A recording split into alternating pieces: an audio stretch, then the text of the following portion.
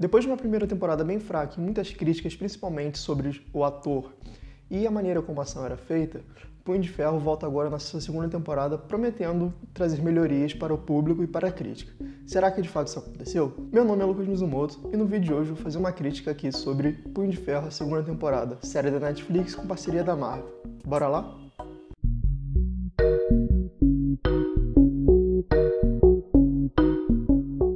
Sinopsezinha rápida.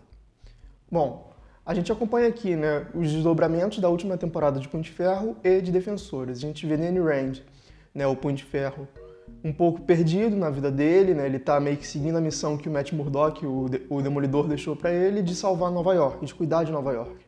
E ele tenta fazer isso, a princípio, num espaço mais micro, que no caso é Chinatown. E a gente vai vendo desdobramentos disso, né, dele tentando salvar a cidade e tudo mais, agindo como um herói de fato. Só que a gente vê a volta, né, da Joy Mission, a irmã adotiva dele, e do Davos, que também é um irmão para ele, que treinava com ele em Kunlun, só que o Davos volta querendo pegar o Punho de Ferro para ele, que ele acha que ele tem o direito, na verdade, não Danny Rand. E a partir disso a gente vê a trama se desenvolvendo, né, ele tentando impedir isso, ele tentando salvar Nova York do Davos, que ele acha que tem que limpar a cidade e tudo mais. É uma coisa bem simples mesmo de o bem contra o mal. Mas eu acho que, né, já falando um pouco agora da história em si, do meu ponto de vista, eu acho que eles conseguiram melhorar substancialmente a temporada nesse sentido de enredo. A gente tem, né, uma coisa bem mais focada, uma coisa bem mais centralizada, diferente da primeira temporada, que ficava muitas indagações de eu sou o Punho de Ferro, não sou o Punho de Ferro, e ele não usava o poder, ficava uma coisa meio esquisita, a história não avançava, não ia pra frente. Aqui não, aqui as coisas são bem mais direcionadas, e o fato de ter menos episódios, agora a gente tem 10 em vez de 13, também ajuda nesse sentido. Então, nessa questão do fio condutor, eu acho muito melhor, porque eles conseguiram realmente botar uma trama bem focada, e essa trama ela se faz rápida. Então, eu acho que nesse sentido realmente foi muito bom. Por outro lado, eu acho que eles ainda estão patinando em relação aos personagens. Você tem sim alguma melhoria de um ou outro, por exemplo, a Colleen e a Misty, né, que na verdade ela é lá do Luke Cage, mas ela tem a participação forte aqui em Punho de Ferro, ela funciona muito bem aqui nessa série agora. As duas, né, no caso. Tanto isoladamente, né, a Colleen ela ganha um destaque muito maior aqui, ela tem uma relevância muito maior, inclusive no arco de treinamento e tal. E a Misty também tem essa questão do policial, afinal de contas, apesar de a gente ter pessoas lutadoras aqui, nenhuma delas tem esse caráter mais investigativo e precisava realmente de alguém por conta da maneira como a trama se desenvolve. E as duas funcionam muito bem juntas também. Eu não duvidaria se a Netflix fosse querer apostar numa série delas duas, dependendo de como a aceitação vai vir aqui. Mas, por outro lado, outros personagens já não me agradam tanto. Por exemplo, o Danny Rand. Ele melhorou muito da primeira temporada para a segunda, melhorou. Só que falta alguma coisa ainda, sabe? Ele ainda é um cara meio perdidão, meio avulso, assim. Eu acho ele muito reativo. Ele não é um cara tão ativo assim. As coisas só acontecem porque ele começa a se ferrar. Diferente da Colleen, por exemplo. A Colleen, ela tem atitudes mais próprias dela e ela até dá umas sacudidas às vezes no Danny. Outra coisa também que me incomoda muito são os irmãos Mitchell. A Joy, principalmente, porque ela era uma personagem que estava tendo uma construção legal e agora ela volta basicamente como se fosse tipo uma menina mimada que não gostou do que fizeram com ela. Tudo bem, é justificável, só que a maneira como é construído aquilo não faz muito sentido, ainda mais na reviravolta que dá com ela mais pro final da temporada. Já o irmão dela, né, o Bord, ele tem um arco interessante, eu acho que deram uma redenção boa pro personagem e ele pode melhorar numa eventual terceira temporada. Só que tem uma cena até que a pessoa que tá conversando com ele fala: cara, você acabou de falar uma coisa ali há 1 minuto e agora você já tá mudando?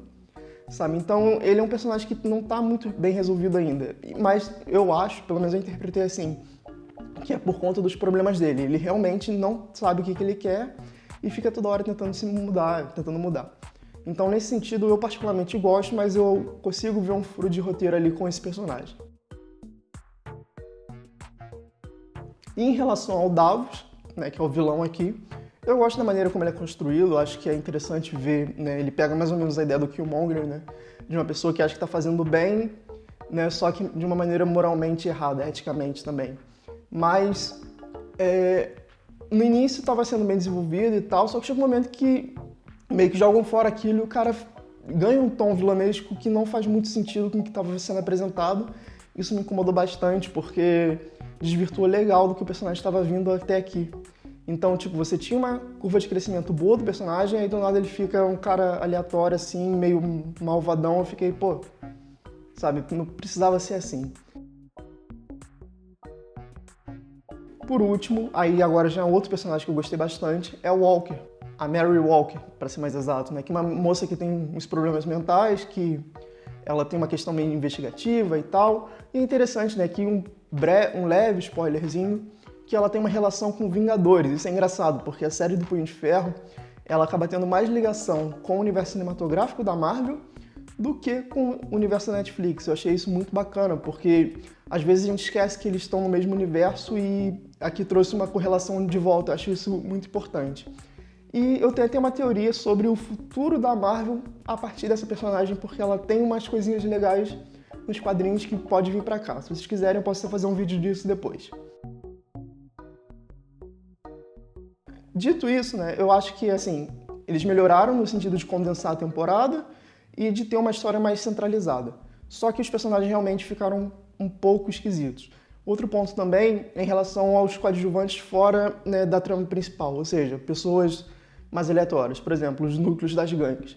É bizarro porque, tipo, tem uma gangue de meninos nova, né, garotos mesmo, que eles ficam naquela coisa, somos crianças abandonadas, não sei o que, a gente faz isso para arrumar dinheiro e comida. E do nada eles mudam e viram meio que uns soldadinhos, sabe? Aquilo ali também não me pegou muito, achei muito fraco, muito raso a maneira como eles mudaram da água pro vinho, né? Então, realmente, eles não souberam explorar muito bem essa questão dos personagens de uma maneira mais ampla. Eu acho que ficou faltando escrita de personagem de fato. Eles tentaram focar muito no roteiro e deixaram o personagem muito raso, e isso não trouxe o equilíbrio necessário para a temporada ficar tão boa. Ainda falando do roteiro rapidinho, eu acho que eles tiveram decisões acertadas em se aproximar mais dos quadrinhos. Eu não vou dar spoiler aqui, mas tem uma questão de troca de manto, né, que isso é muito comum nos quadrinhos e não tinham feito ainda em nenhuma série ou filme da Marvel, né, dessa Marvel Universe. E eu acho que isso é importante porque meio que dá uma preparada de solo para outros campos também, no cinema principalmente, com iminentes mortes, trocas de atores. Então acho que tem algumas decisões acertadas aqui nessa série que podem ser utilizadas em outros contextos da Marvel como um todo. E isso eu realmente espero que aconteça porque vai ser necessário. Eu acho que eles acertaram a mão também na questão da ação, né? Que era uma coisa que foi muito criticada na primeira temporada. As coreografias eram muito básicas, eram ruins. Você via umas coisas meio filme chinês B, sabe? Que o cara não chega a dar o soco e o outro já cai, umas coisas assim. E aqui não, aqui eles conseguiram melhorar. Eles estão usando ângulos mais inventivos, mais interessantes. Eles tiveram uma sacada meio óbvia, mas válida, né? De colocar máscara nos personagens, que isso permite mais uso de dublê, né? Então ajuda bastante, você vê que realmente tem mais aquela questão do Kung Fu ali, golpes mais bem executados e tudo. E, no entanto, né, aí fica um disclaimerzinho, eles voltam a postar, isso já mais pro final da temporada, em cenas mais escuras novamente, assim como faz com o Demolidor. Eu entendo a utilidade disso, só que você não consegue ver nada. Eu tava vendo alguns episódios no computador, eu tive que parar pra ver na televisão porque eu não conseguia enxergar o que estava acontecendo. Então eu me sinto meio tapeado com isso, porque beleza, a cena tá bonita, a cena melhorou, vocês realmente estão fazendo mais lutas, só que eu não consigo ver. Então, né, vamos pensar nisso aí, Netflix. Vamos botar luzinha, tá? Por favor. Mas, de maneira geral, acho que funcionou legal. Só que o que fica devendo ainda é a questão do punho.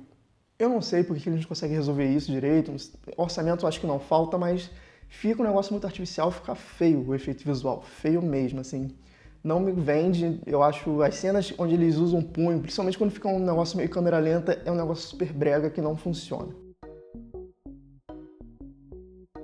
Dito isso, eu acho que Punho de Ferro, a segunda temporada, ela melhora sim em alguns pontos, eu acho que é muito melhor do que a primeira, talvez seja melhor até que algumas outras temporadas de outras séries da Netflix, mas ainda tá abaixo, por exemplo, Demolidor, a primeira temporada, que foi o que me fez acreditar que essas séries da Netflix e Marvel teriam muito destaque, e ainda não tá lá.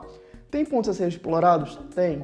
Eu acho que eles fizeram boas mudanças, fizeram boas incrementações na história e os ganchos para a terceira temporada ou até para a segunda temporada de Defensores que está ali são muito interessantes e se forem bem atrapalhadas, de repente trazerem alguém melhor para roteiro, pode funcionar. Teve sim um saldo positivo, mas ainda está aquém do que eu queria ver. Bom, pessoal, é isso. E você, já viu a segunda temporada de Punho de Ferro? Coloque nos comentários sua opinião sobre ela e sobre esse vídeo também. Se você gostou desse vídeo, dá um like que ajuda pra caramba a gente e não se esquece de se inscrever e compartilhar para seus amigos. Valeu, galera. Um abraço.